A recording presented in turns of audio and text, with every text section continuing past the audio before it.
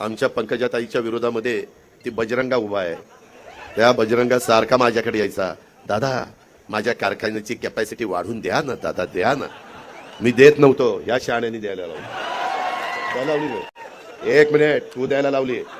मी त्याला सांगितलं होतं की काही गोष्टी व्यसन हातात ठेवायची असते.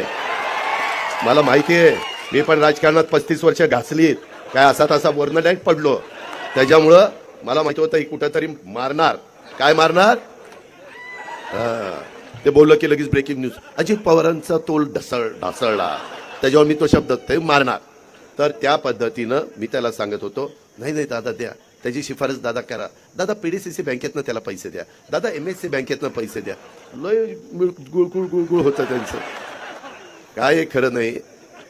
कधी कधी आमच्या धनुभाऊला माणसंच कळत नाही, त्याच्यामुळे गाडी बिघडती. तू माझा सल्ला घेत जा प्रत्येक वेळेस. या पद्धतीनं अरे बजरंगा तूच सांगायचा, छाती फाडली की असं होईल, छाती फाडली की तसं होईल, ही दिसल ती दिसल. छाती फाडल्यावर मरून जाशील, कोण दिसणार आहे? काय उगे का पाहण्याच्या? हनुमानाची छाती ती फाडलेली वेगळी. तू कुठं बजरंगा, तू काय लगेच हनुमानाला स्वतःला समजायला लागला?